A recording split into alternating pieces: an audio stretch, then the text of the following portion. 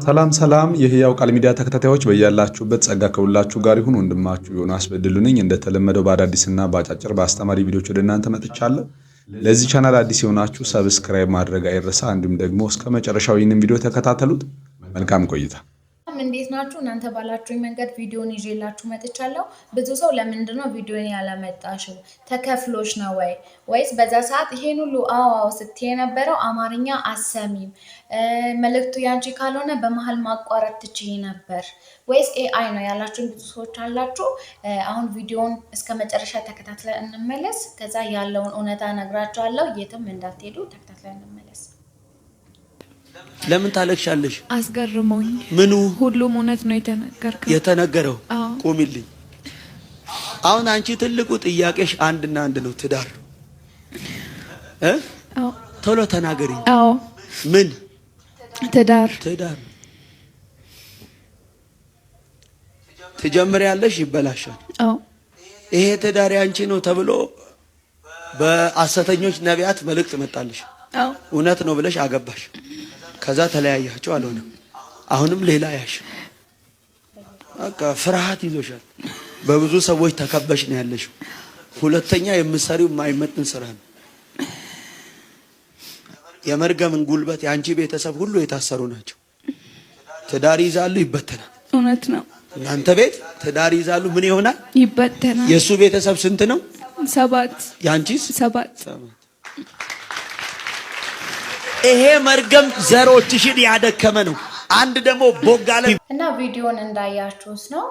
ምንድነው የተፈጠረ? መጀመሪያ ማጸለይ የምትፈልጉት ርዕስ ይዛችሁ ነው አለን። ጠዋት ላይ ቢሮ ቀጠረን። እኛም ሄድን። 10 ሰው ነበርን እዛ ውስጥ መልእክት ያለፈልን ሰዎች ማለት ነው።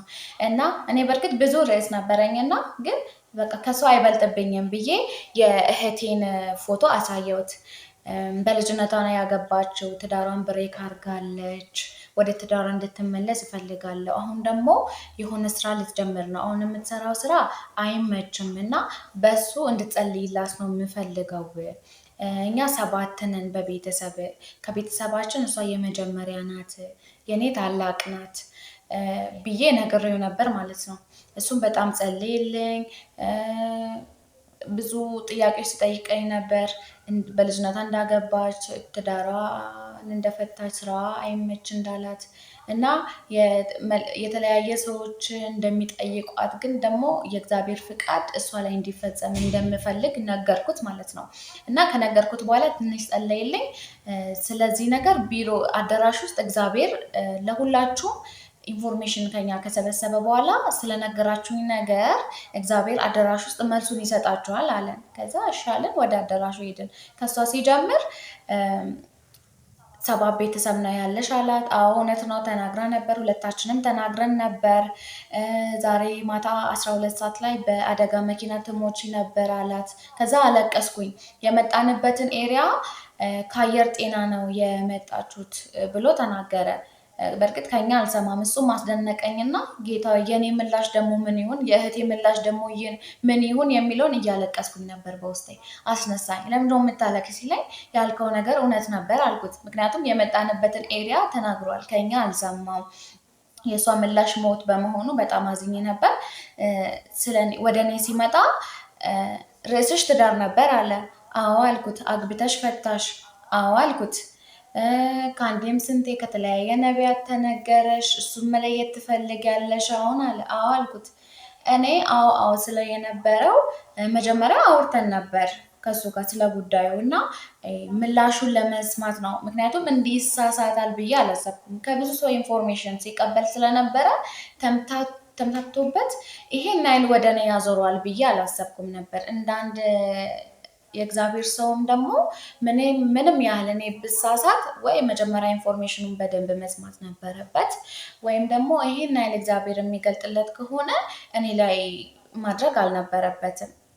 የኔም ጥፋት ደግሞ እዚህ ጋር እኔ መጀመሪያ ስለነገርኩት ይሳሳታል ብዬ ባለማሰቤ ነው እንጂ ሳይገባኝ ቀርቶ ወይ አማርኛ ሳልሰማ ቀርቼ ወይ ተከፍሎኝ ወይ ደግሞ የእውነት አግብቼ ያ የተነገረው ነገር በሙሉ እኔ ላይ ሀፕን ሆኖ አይደለም።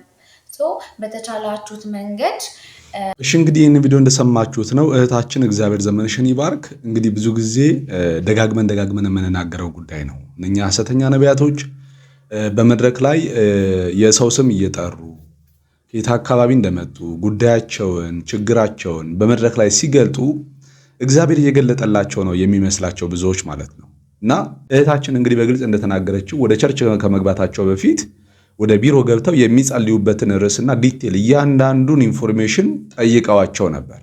እና ከዛ በኋላ እንግዲህ በመድረክ ላይ እግዚአብሔር የሚናገረውን እንሰማለን ብሎ መድረክ ላይ እነሱ የተናገሩትን ሐሳብ አንስቶ እግዚአብሔር እንደተናገራቸው አድርጎ ሲናገራቸው ይሄው ቪዲዮውን እየሰማን እንገኛለን ማለት ነው። እና የተሸወደው ምንድነው? እህታችን የትዳር ጉዳይ ነው የሚጸልይልኝ፣ የኔ ጉዳይ በትዳር ጉዳይ እንድትጸልይ ነው የምፈልገው ብላ ስትጽፍ ግን ስለ ራሷ ትዳር አልነበረም፣ ስለ እህቷ የእህቴ ጉዳይ ይበልጣል ከኔ ጉዳይ ብላ ስለ እህቷ ነበር የጻፈችውና የተሸወደው እዚህ ጋር ስለ ራሷ የተናገረች መስሎት ከዛ በኋላ ትዳር አግብተሽ ፈተሽ ነበር እንደዚህ እያለ የተለያየ ነገር ሲቀባጥር ነበር ማለት ነው ስለሷ ህይወት።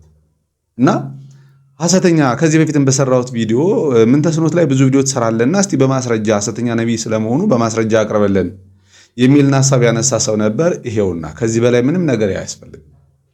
ይህ ከበቂ በላይ የሆነ ማስረጃ ነው። እግዚአብሔር ሲናገር፣ እግዚአብሔር ድምፅ ሲናገር፣ ሰዎች እየሰሙ ሲናገሩ በዚህ ያህል አይስጡም። እግዚአብሔር እየተናገረ መንፈስ ቅዱስ እየተናገረ ሰው ከመንፈስ ቅዱስ ነው እየሰማው ያለሁት ከእግዚአብሔር ነው እየተናገረኝን እየተናገርኩ ያለሁት የሚል ሰው በዚህ ልክ አይሰተም ማለት ነውና በኢንፎርሜሽን እንደሚያገለግሉ በዚህ ታውቃላችሁ።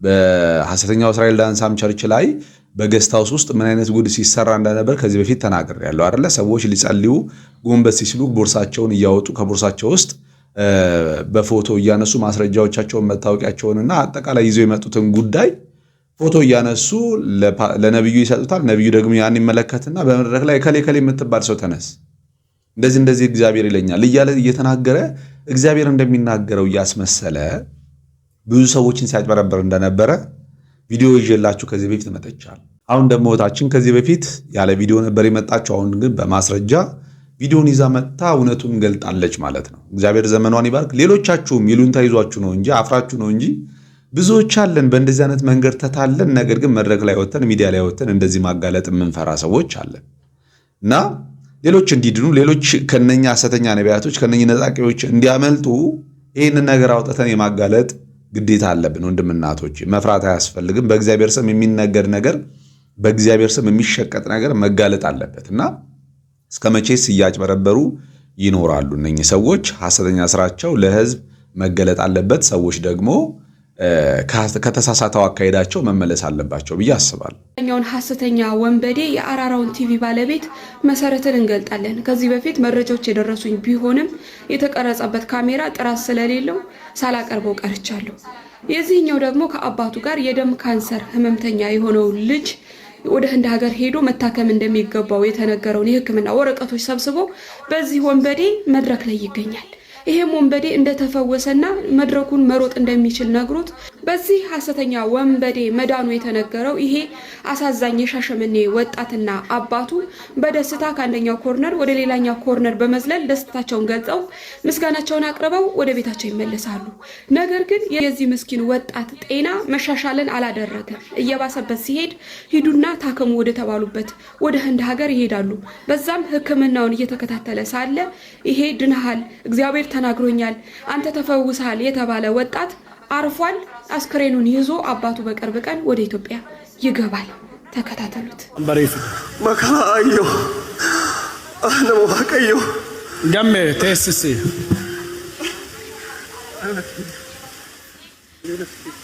ወንበሬ ፍዳ ሙጫ ከናፍ ወንበሬ የሰገተን ጆሌን ቀይ ከነ ቁምና ችግሩን በትክክል ተናገር። የማዳን ስራ የሰው አይደለም። የደም ካንሰር ነው። ካንሰሪ ዲጋቲ ያ ህንዲ ነቄት ወጋ ተቆጭ ተከምሳ ቱሬ ኤሰት ህንዲት ብየ እንዲ አማ ወጋ ለመተያ ገጥበም አማ ሞን ፈያጅሩ ህክምና ዳን አራራ ብረና ፊትና እንጀለ መሰረት ራጂ መሰረት ብረና ፊትና እንጀለ ይሁዲ ቶርባን አጣባኔት ኤሰ ብየ ከሰን ሻሸመኔዳ ብየ እንዲ ተመም ቪያ ለማቱረ ጁአ Spirit of death, Afro cancer, come out. Siyasadi yibay. Hey siyasadi. Double. Saduma. You're saying I'm feeling now. Man of God is encouraging him to work out his prayer. አመስግኑልኝ እግዚአብሔርን እጅግ አርግታ ተቃይቻለሁ። አመስግኑልኝ እግዚአብሔር። አሁን ምንም የለም። ሃሌሉያ አሜን። ሰይኔ አገለግላለሁ ዘላለም። አዎ አዎ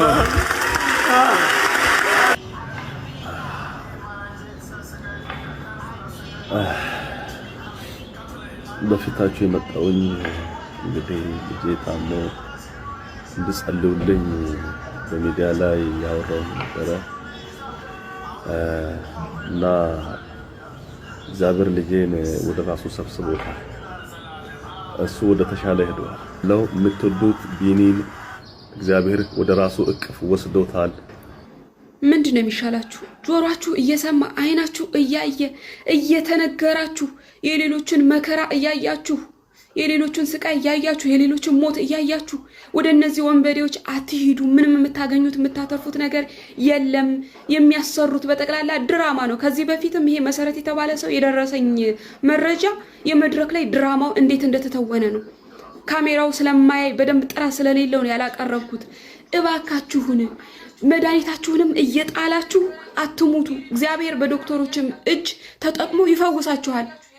የተከታታይ መድኃኒት ተሰጥቷችሁ መድኃኒቱን ትጥላላችሁ። ከዛ በኋላ በሽታው እየተሰራጨ ከሄደ በኋላ መታከም ሲያቅተው ተመልሳችሁ ወደ ዶክተሮች ትሄዳላችሁ። ምን ያድርጓችሁ? እባካችሁን አትለቁ። ቤተሰባችሁን አትበትኑ። ህይወታችሁን አይመሰቃቀል። ተመለሱ። እሺ እንግዲህ እንዳያችሁት ነው። እሺ ምን ይባላል? አሁን እግዚአብሔር ነው ወይ የተናገረው በነብዩ በኩል? እግዚአብሔር ከሆነ ደግሞ ተፈውሰሃል ድነሃል ያለው እግዚአብሔር ከሆነ ደግሞ የገደለውስ እግዚአብሔር ነው ወይ? ማለት ለምን ሞተ ይህ ሰው? እግዚአብሔር በዚህ ሰው ህይወት የሚሆነውን ነገር አያውቅም? ለምን ሞተ? እግዚአብሔር ተፈውሰሃል ካለ ከእግዚአብሔር በላይ ማን አለ እዚህ ምድር ላይ? ማዳን የሚችል እግዚአብሔር ብቻ ነው። እግዚአብሔር ድነሃል ያለውን ሰው ማንም ሰው መጥቶ ነፍሱን ሊነጥቅ አይችልም። ምክንያቱም ከሁሉ በላይ ሉዓላዊው አምላክ እግዚአብሔር ስለሆነ ተፈውሰሃል ድነሃል ያለውና ድነሃል ብለው ተፈውሰሃል ብለው ያዘናጉሁና በሽታው ሰውነትን ከጨረሰው በኋላ በስተመጨረሻ ወደ ሕክምና እንሮጣለን ማለት ነው።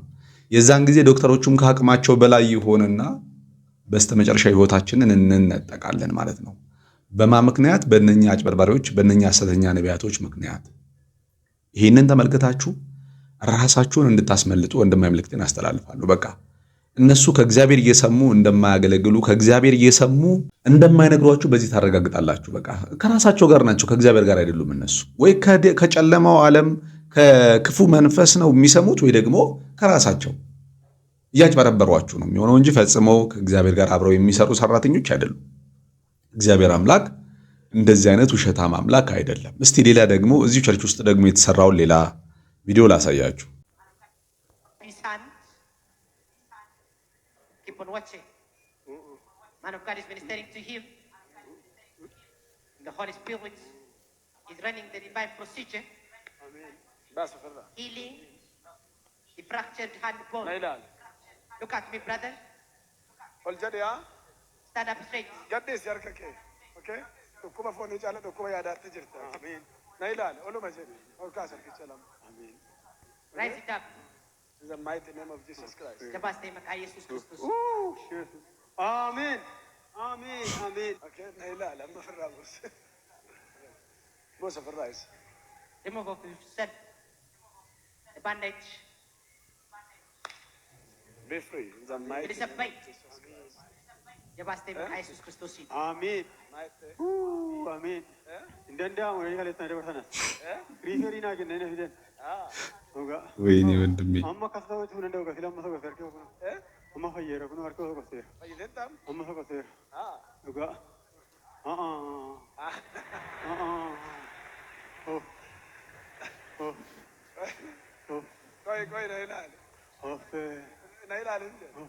This is a sign of tranquility.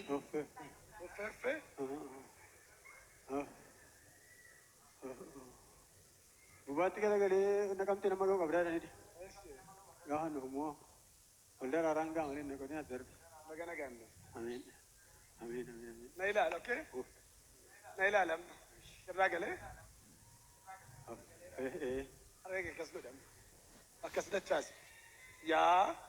Diris. Dafi. Okay. አልተፈወሰም እኮ አይታችሁታል። በጣም እያመመው ነው እኮ አድርግ የሚለውን የሚያደርገው።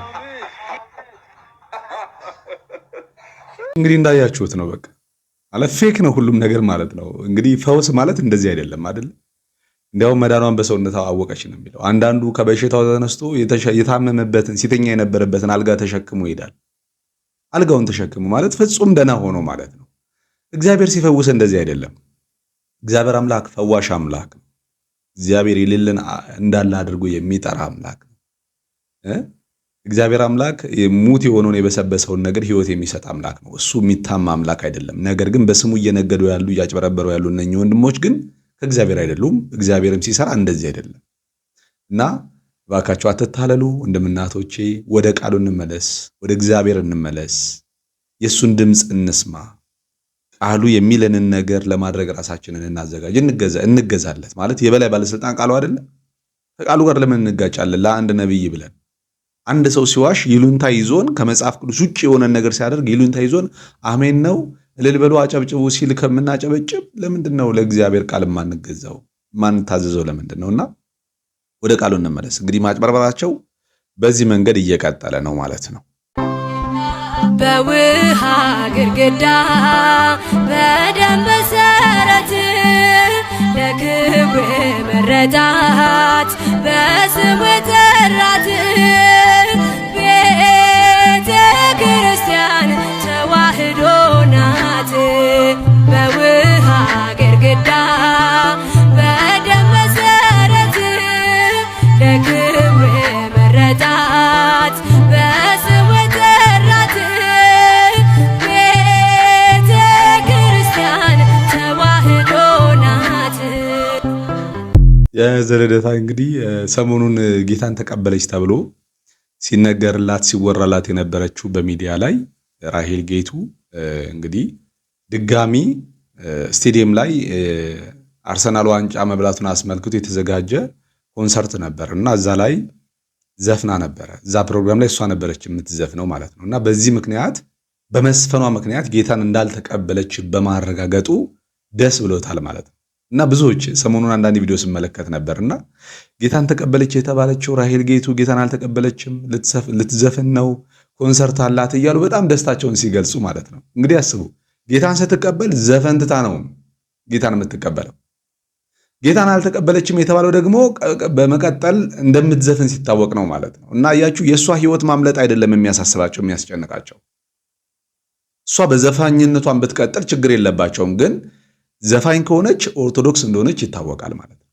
እኛ ደግሞ ራሄል ጌቱ ጌታን አገኘች የምንለው ደስታ የእሷ መዳን የእሷ ወደ ጌታ መምጣት ስለሚያስደስተን ነው እንጂ ማንም ወደ ጌታ ቢመጣ ለራሱ ጥቅም ነው። ግን እኛ አንድ ሰው ሲድን ሁላችንም አንድ ላይ ስለምንደሰት የሁላችንም ደስታ ስለሆነ የአንድ ሰው መዳን ከጨለማ ማምለጥ ደስ ብሎን ብርቅ ሆኖብን አንድ ዘፋኝ ጌታን ሲያገኝ በቃ ደስ ይለናል። ከዘፋኝነት አመለጠ ከሞት አመለጠ ብለን ቪዲዮ እንሰራለን፣ ደስታችንን እንገልጻለን። ከዛ የተነሳ ነው እንጂ ከሌላ መንገድ አይደለም። እኛ የሃይማኖት ቁጥር መብዛትና አለመብዛት ወይም ደግሞ የፕሮቴስታንቱ ቁጥር ማነስና መጨመር ምንም ለኛ የሚሰጠው ጥቅም የለም። ግን አንድ ሰው ከሞት ወደ ሕይወት ሲሻገር ግን እንደ አንድ የእግዚአብሔር መንግስት አገልጋይ ሁላችንም ደስ ይለናል። ደስ ስላለን ጌታን አገኘች ተብሎ በሚዲያ ላይ ሲነገር ከመስከረም የጌቱ ጋር ፎቶ ከተነሳች በኋላ አንድ ላይ ሆና ከታየች በኋላ ጌታን እንደተቀበለች ሁላችንም መስሎን ነበር። ደግሞም በእርግጠኝነት አካውንቷ ውስጥ ሄዳችሁ ብትገቡ ጌታን መቀበሏን የሚያሳይ ወይም ደግሞ ማለት ወደ ጌታ ለመምጣት ቅርብ መሆኗን አንዳንድ የመጽሐፍ ቅዱስ ጥቅሶችን እየለጠፈች ለምሳሌ ማንም በክርስቶስ ቢሆን አዲስ ፍጥረት ነው፣ አሮጌው ነገር አልፏል፣ እነሆ ሁሉ አዲስ ሆኗል የሚለውን ሐሳብ እየለቀቀች በፕሮቴስታንት መዝሙር ቪዲዮ ትሰራለች። እና ከዚህ አንጻርኛ ድናለች ብለን አስበን ነበር። ወደ ጌታ መጣለች ብለን አስበን ነበር። አንዳንዶችም ደግሞ ወደ ጌታ መምጣቷን ተከትሎ ደስታቸውን ሲገልጹ ነበር። ነገር ግን አሁን የያዘ ልደታ ማህተብ አድርጎላት ጴንጤ እንዳልሆነች አሁንም በዘፈኗ እንደምትቀጥል እንግዲህ እያሳየን ነው ማለት ነው። እንግዲህ ለወንድማችን እግዚአብሔር ማስተዋል ይስጠው፣ ለሌሎችም ኦርቶዶክሳውያን እግዚአብሔር ማስተዋል ይስጣቸው። የሃይማኖት ጉዳይ አይደለም። እዛ ኦርቶዶክስም ውስጥ ሆና ወንጌል ከገባት ምንም ችግር የለም። ዘፈኑን ታቁም፣ ለጌታ ትዘምር። ጌታን በተሰጣት ድምፅ በተሰጣት ጸጋ ጌታን ከፍ ከፍ ታድርግ። ዘመኗን እሱን እያገለገለች ትጨርስ እንጂ ኦርቶዶክስ ሆነች ጴንጤ ሆነች እሱ የኛ ጉዳይ አይደለም፣ የሃይማኖተኞች እንጂ ማለት ነውና ይህን ይመስላል ለዛሬ ያዘጋጀሁላችሁ ቪዲዮ። በሌላ ቪዲዮ እስክንገናኝ ድረስ በያላችሁበት የጌታ ጸጋ ከሁላችሁ ጋር ይሁን። ሰላም ነው።